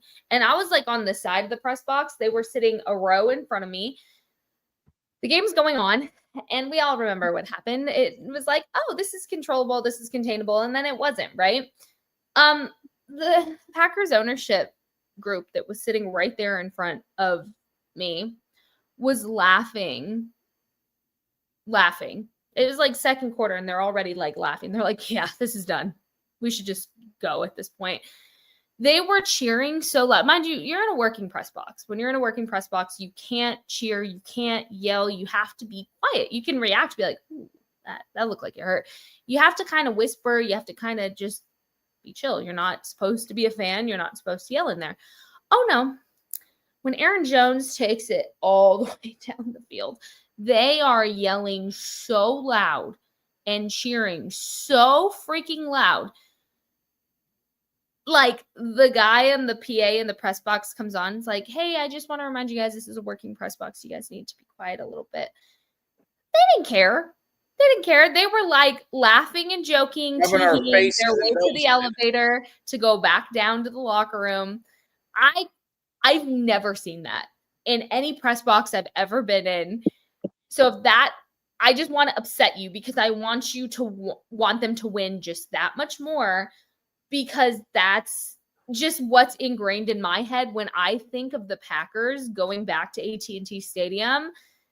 I just imagine that moment. And like I wasn't even watching the game at that point. I was like, what is going on in front of me? And one of the reporters next to me was like, do you know who that is? And I was like, no. And he's like, dude, that's the owner of the Packers. It's like, you're yelling like that. First of all, why is he in the press box? Second of all, why is he not in like a suite or something?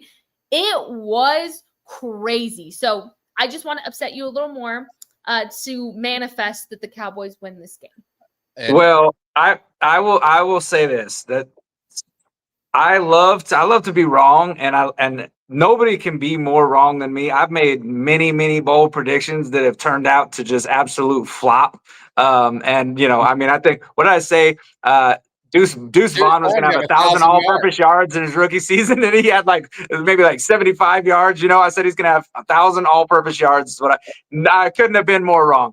And so I've had big. I either go big or go home. There's only one way for me to do it. But I will promise you this: when the Cowboys Cave tailgate commences, there will be nobody that is pushing more hype. There will be nobody talking more smack. Respectfully, I'm not trying to get in no fistfights with nobody, but there will be nobody talking more smack. There, I'm gonna have I think I found one, but a big old cheese grater. And there's nobody that's gonna scream louder than me when I go in that stadium. I'm coming in with a voice. I'm leaving without a voice. So I am going to be yelling, screaming, and getting as crazy as I can until I can't. So trust me, there will be nobody wanting this win more than me. I have such a hard time seeing it. I just really have such a hard time seeing it, because as much as I want it, it's just the talent on the defensive side and what they've shown me so far. They have not shown me anything other than, I mean, the fact that they let Russell Wilson and then Caleb Williams just demolish almost 800 yards between those two quarterbacks. And I look at a quarterback like, Jordan Love, and I think he's a better quarterback than both those guys. And I think that, I watched what he did to that Dallas team with Micah Parsons on the roster, and it just gives me flashbacks. So maybe I got PTSD, but I don't know. It's tough. It's tough for me. These first two games or these first three games, because honestly, we should be 2-1 right now. That Eagles game, we gave it away. But that Bears game really shook me. It shook me bad. I watched that game here at my house, just on the couch, just emotionless, because within the first 10 minutes, I knew what was going to happen to that game. I'm just like, this is one of those games. I could tell the defense was putting up a zero fight, and there was nothing they could do. You could see the frustration on their faces, and you just thought, man, this is going to get ugly, and this is happening to the Bears. And sure enough, I got text messages rolling in, and I live in the Midwest, so I've got a lot of Bears fans up here, and I've got a lot of Packers fans up here, and I got I got all these teams from the NFC North, fans of these teams, Broncos fans, all of them. So when we're getting beat by the Bears, I've got people that are Bears fans, legit diehard Bears fans, and they're texting me, and they're like, "Look what we're doing to your Cowboys! Look what we're doing!" And it makes me sick.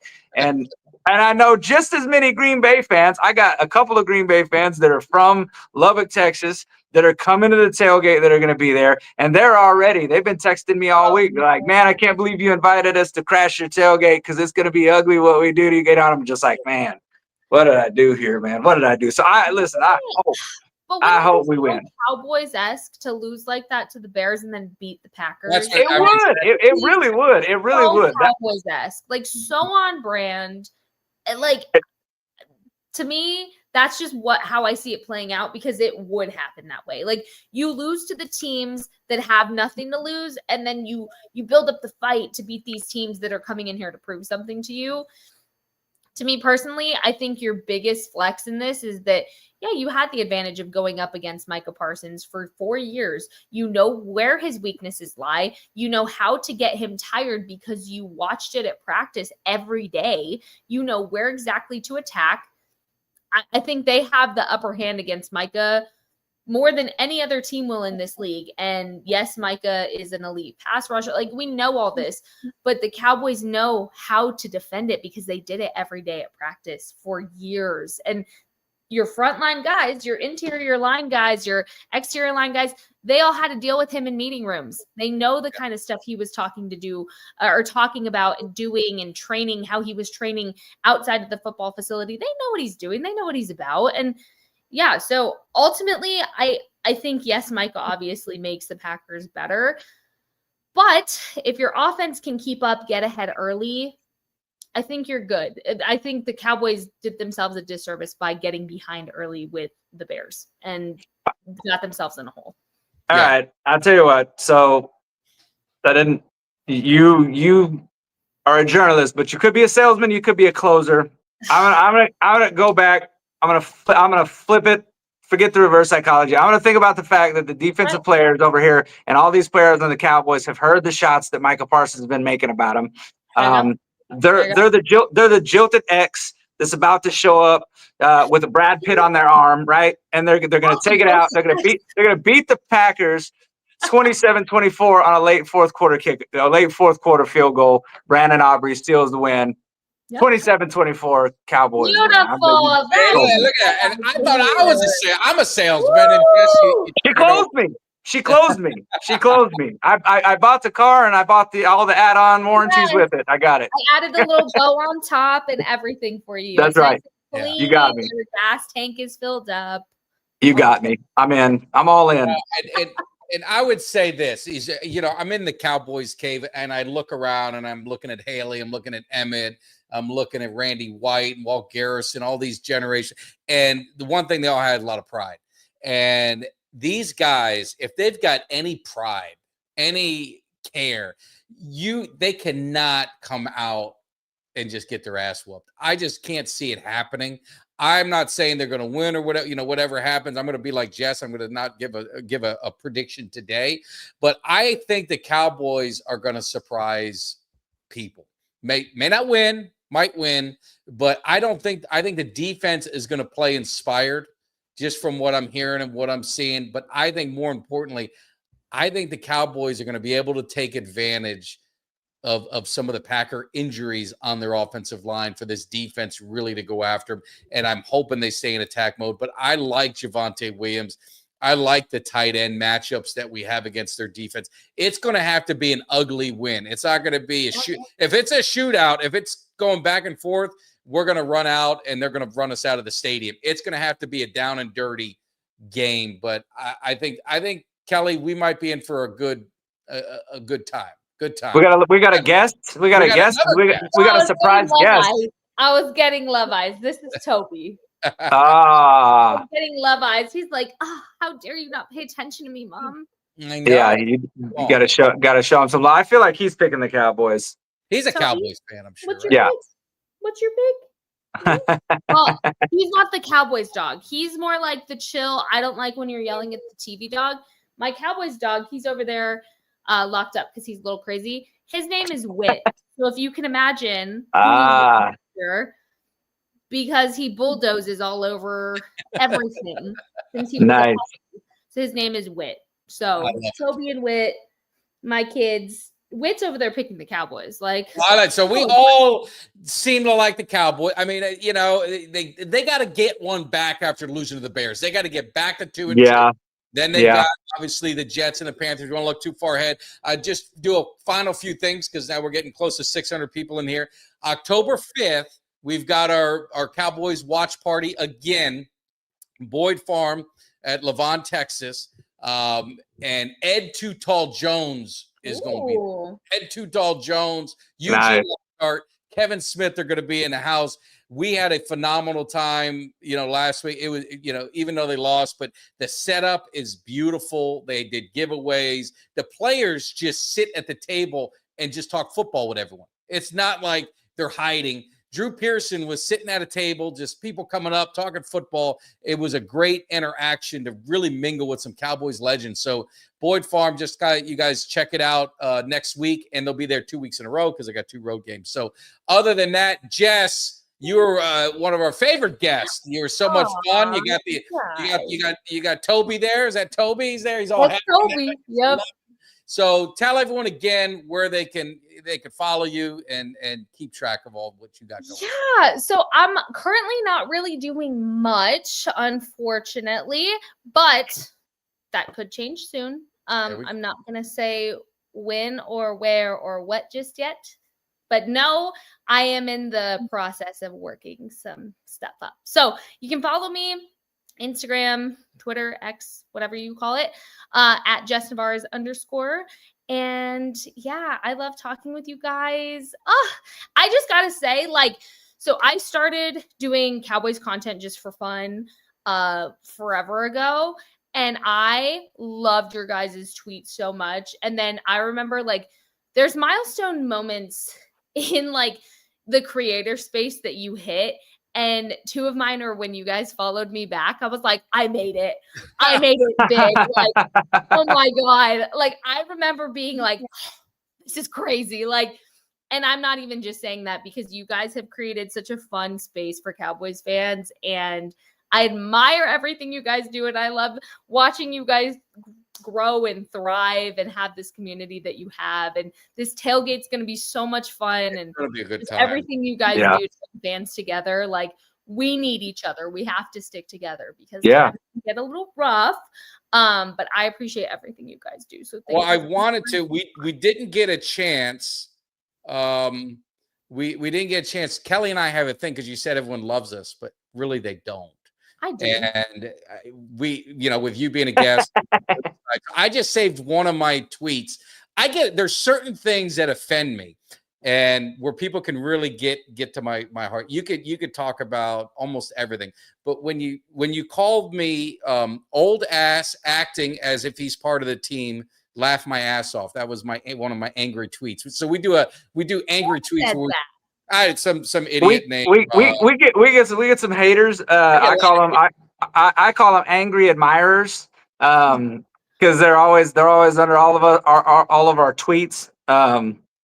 So we didn't get a chance to screenshot and send those two.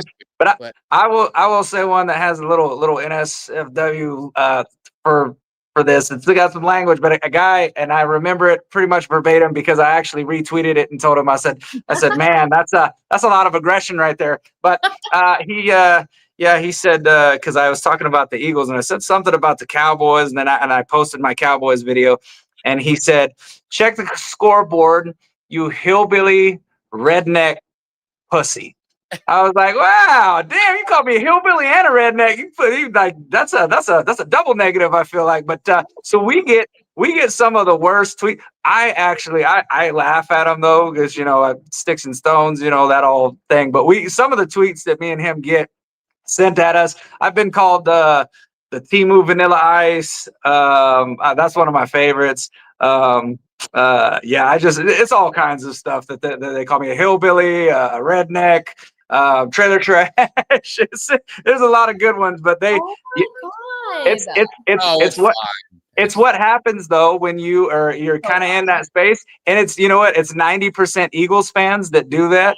So I'll tell you this right now, I can give it as good as I can take it. So it don't really bother me, because I feel like I told my mom, I said, I'm not exactly sure what it was in my upbringing, but I feel like I was born to talk smack. So I'm good at it. So I don't mind. But Kelly, I could take everything, but I don't know. And I know I'm getting older, and I'll be 50. When they call you old, when they call you old, they're just resorting to I know, but I like when I still look out and you don't look at yourself. And I'm like, man, I still act young. I mean, I go to my daughter's college and the kids, some of the kids on the college campus know who I am. They ended up, they're Cowboy fans. They say, oh, I know your dad. And they want me to, she's in a sorority. So like, hey, maybe you could do a hype video for our sorority. We're getting ready, so I'm not like Rodney Dangerfield and Back to School doing, twist and shout at the bars with them, but I still think I'm young at heart. So the age thing, if they want to get under my skin, but my daughter does social media, the more TikTok. Now TikTok, they're just mean. I will not look at comments on TikTok. Oh my goodness, you can't. No, and some guy made a comment about my daughter, like on hers, and it does everything for me. And I can't look at Yeah, I will say, like, my time in Cowboys content creation. Yeah, I've been called dumb. I've been called every name under the sun. Yeah, I don't know what I'm talking about. Blah blah blah. The DEI hire, like everything you can think of. Like, I've been called that. I had to learn to stop reading comments altogether because when I first started really getting more of an audience, it would hurt my feelings. I'd be like, oh my God, that's so mean. And I would fixate on it to where I finally just had to stop doing it. And I had to tell my parents the same thing, Mike. So it's funny because my dad be like, let me go out. I'm like, just leave it alone. Like, it's fine. Because that's what they're looking for. They're looking for a reaction, and I always say, and a lot of times I'll humor them just because I know it's going to make them even more angry but that's what they're looking for, is a reaction, try to get under your skin, make you feel a certain way. But at the end of the day, I look at it, it's a lot of it is just, it's always the same. It's always the same suspects. It's people with no profile pictures, a fake username. It's people like that. They're just, it's internet cowards that are upset that people like us are doing what we love, and people gravitate towards us because of the content that we have. And that's not a boast. That's not a brag. That's facts. Like, if we weren't the people that we are, we wouldn't have the following that we have. We wouldn't have 600 people right now here watching us talk Cowboys football. Granted, most of them are probably here to see you, but that's neither here nor there. I'm just saying, it's you can't let people like that bring you down in life. And I've just learned to be myself regardless. I don't give a damn what anybody thinks. They don't like me. No. You don't like me. That's fine. We don't got to like me. Straight up was like, I'm not even. The worst part is it wasn't really the Cowboys fans. It was other teams. No, it's always the other teams. Yeah. No, we don't. Yeah. Who are you? You and your 5 followers, leave me alone. I mean, I will utilize that block button. I protect my peace at all costs. I don't care. I would rather have a good group of followers than just take numbers for numbers. I don't care. If you're being disrespectful to me, that's one thing. But if you involve my family, the people I'm interacting with, that's immediate block. I don't play that game. And so you can insult my work, anything you want, my opinions, I don't care about all that. It was like Mike was talking about, when they're crossing personal lines, I don't do that. But at the end of the day, when I was accomplishing a goal that I had set out for, it didn't matter. I was like, I'm on cloud 9. You cannot bring me down because I did this thing. I moved to Dallas with no inkling that I would ever get to do it. I didn't have that job at this point. I was just doing this for fun. And then it panned out to happen so quickly. I didn't care. I was like, nobody can bring me down. I'm doing my thing. I'm being me. I'm being authentic. And if that's not for everybody, okay, I don't care. I'll go talk about Taylor Swift and the Cowboys with somebody else. I don't care. And I've just had to grow a really thick skin, take advice from, mentors and people that I've met and talked to over the last couple of years that have said, don't read the comments. Don't argue back with people. Give them what they want. So yeah, and oh my God, those message requests on all my socials, they're real weird in there. They're either really I can only imagine, or they're real weird in there. And I'm like, I don't know. I don't like that. I'm getting out of here. I'm uncomfortable. That's scary. I don't even know if I want a little laugh or I'm out with friends, I'm like, hey, you guys want to laugh at some stuff? We go through some of those messages and I'm like, Oh my gosh. You should do what she's in Dallas, the lady that got crazy on the plane, or what's her name? She goes, that mother effer's not real, and then she got famous. She's yes. Cowboys fan. Yeah. She was on The Fan here. Like, yeah, I can't remember her name. But anyway, what she did one time is she would post, like, she'd have this little thing. All right, guys, I'm going to post all my messages. Who wants to see some? And she'll post her DMs, snapshot. And they were the funniest thing. I was dying laughing. I told her, you got to keep doing that. That was great. Some people would be real mad at their relatives, husbands. Yeah, because she left her name on there and everything. Like, yeah. That stays in the depths of my inbox. Like, if I don't follow you back, I don't think I get messages, because for a while when I first started, I was like, yeah, like, I'll talk to everybody and anybody. And I was like, this is getting weird. Like, yeah. And like, I always tell girls that are going into any kind of sports space, and like, you have to set boundaries early, because there's just some weird stuff that goes on if you don't. And just for your safety, like, I remember when I was going to the Star every day, I always was checking if people were following. Like, there's just a lot of weird stuff that goes on, so yeah. I just take care of myself and my dogs. If anyone insults that dog looks like he'll bite somebody. He's not afraid. No, he's such a baby. The other one might. But like, this one, he would lick you to death. He'd be like, oh my God, I love. But no, it's cool it's also cool having a community of people that like have come together, because I know when things are hard, I've reached out to like Tuck and Nix, and I've talked to them about it. RJ Ochoa, I mean, that's really how I got started, was with Blogging the Boys, and just Brandon Laurie. Like, they've become some of my really good friends and mentors, to where I just love getting their opinions and picking their brains, because we're a community. We're a family. We are our own chosen family. And I think that's what people is like, you mess with one of us, you're messing with all of us. Like, we are the Avengers in our own very weird way. We're a chosen family, and we love each other. And although like it's numbers and analytics and who's getting more engagement, that doesn't matter in this space. And I think that's really rare, because we have a very unique community that other teams don't have. Yeah. We have a little infighting sometimes. Kelly and I enjoy that. We see that people beat, argue with you, all kidding aside, but that's always fun. But I always say the Cowboys, it's, with the Cowboys never winning in 30 years, and I hear all that stuff, and I'm a fan. What drives me to the games and what drives me is the fans. I mean, I love the tailgates. I love hanging out with everyone. I mean, I look forward to those weekends, and the game is really, I tell people, I'd rather watch football on TV at home. It's easier to watch that way. It's better to watch, but hanging out with everyone pregame and tailgate, that's what makes it worthwhile to me. I mean, that's the best part. It's the best part. It's also like, it was weird for me, guys. I know we're just like talking now, but like, when I started working in it, it was such a different love than just being a fan. And so now I'm back in the mode of like, oh, I don't have to take notes during the game. Like, I was at the game with my notes app ready to roll, and my mom was like, what are you doing? And I was like, oh, right, I don't need to do that anymore. It's I remember, I don't know if you remember, I met you probably like one of the first games, I went to when I had season tickets and did the hype videos when all that started.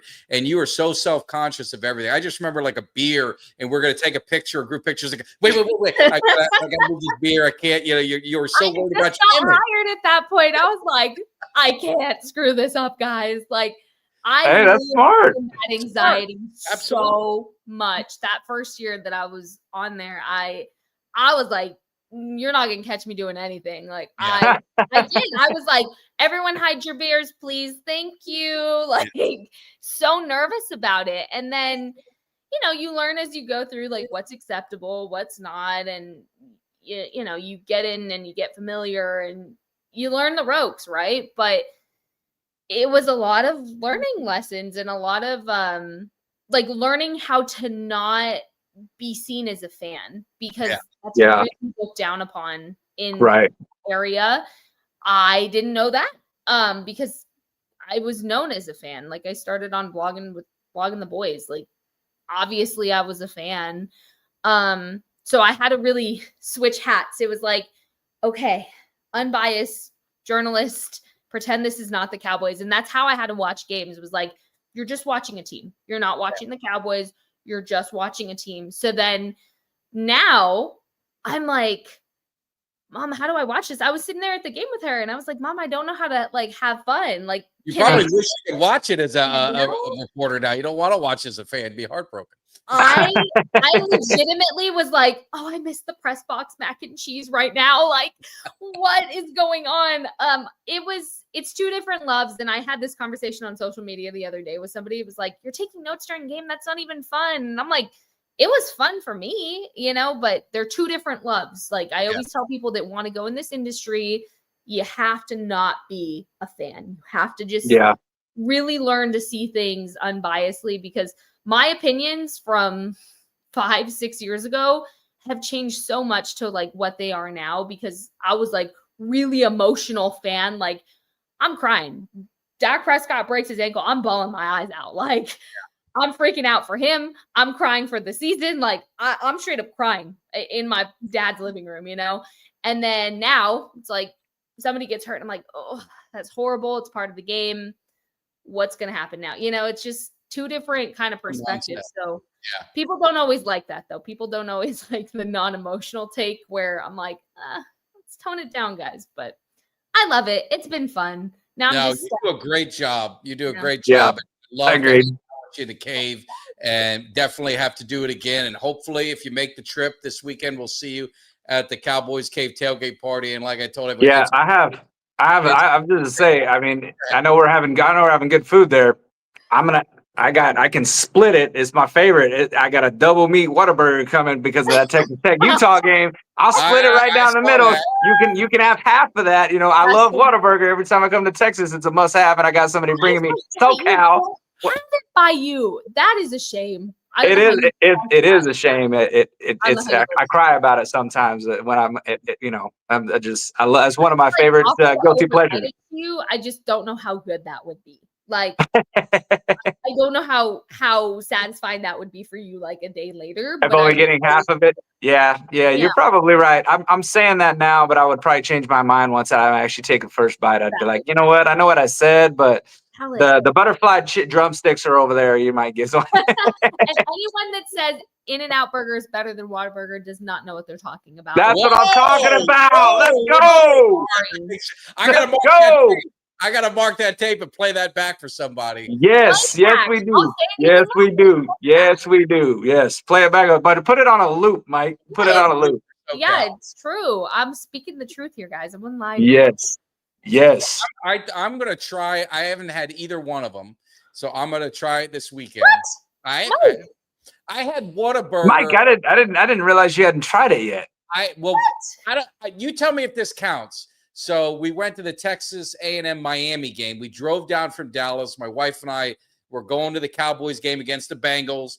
The Miami, Texas A&M were playing that Saturday. So I didn't know how far it was. So I said, hey, we get in the morning. Let's just drive down to A&M. We'll go to the game. So we did.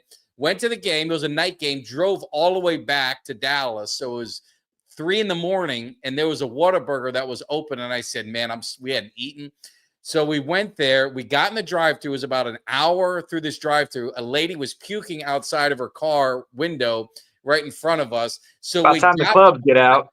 I don't know if that was a fair trial of a Whataburger. I don't know, Kelly, is that like when you want Whataburger, or what do you think? I mean, listen, it's one of the times that I go. I used to love getting out of the bars and go to Whataburger at 2:00 in the morning. I'm just telling you, 2:30, nothing hits like Whataburger when you had a little bit too much to drink, Mike. But it's good anytime. Okay. Yeah, it's good anytime. Never had In-N-Out. That I never had. I mean, you're not missing anything. It's just when you're eating burger. You're like, this is not Whataburger. Like that's right. That's where I sit with it. I'm like, And I guess it's because I live by one now. Before, when I lived in New Mexico, I only had Whataburger. So it was like, I need to go to In-N-Out anytime I go somewhere that has one. And now I'm like, no thanks. I still want Whataburger. Well, we'll try. We did, and I didn't give a chance. At last Cowboys Cave tailgate party, we won tailgate of the day. You and did? Kenny Gant came with a case of Whataburger, and Kelly snatched the ball, and everyone else never got one. So. I was gonna say you. I was like, I was hungry. I was hungry. They brought us a bunch of patty melts. And I was, I tore mine up. I was like, they're sitting over there cooking on the grills and stuff, and I'm over there like, give me all the Whataburger. I'll take however many if y'all don't want to eat them all. But they brought us a whole tray of patty melts out, passed them out to people at the tailgate. Yeah, it was a good time. Yeah. Okay, well, Mike, you need to try Whataburger. In-N-Out, you have to do it once just to try it. Just to compare. I'm gonna do In-N-Out to compare, and then get Whataburger, and I'm gonna do a side by. Maybe maybe Kelly will do that Saturday. Yes, I'm down. I'm down. The content, I'd watch that. I'd tune in live to be like, Mike, what is the decision here? Like, and we're gonna get it done. That's where consider it done. It's gonna happen this weekend. Now I'll just preface it with saying that you're gonna do the taste testing because I'm not gonna spend my hard-earned money on In-N-Out because I'll eat the Whataburger with you side by side. I'm buying it for the show. Yeah. Gotcha. So valid. Well, we will try, but we will be in. Kelly and I are flying in. We're going to be there Friday. We're going to have a great time. We got Florida State, Virginia Friday night. Then we got a lot of college football Saturday. Then, of course, the tailgate party Sunday. So it's going to be a great time. So Cowboys Nation, again, make sure you stop by Lot 10. Hit that like, hit that subscribe on your way out. Hook us up. Jess, again, so good to have you in. Hopefully we'll see you this weekend. If not, we definitely got to get you back in the cave. Thank you so much. Kelly, have a good rest of the week, and I'll see you in a couple days. See you. Yes, sir. Give me somebody that's hungry. Give me somebody that's hungry. I need somebody.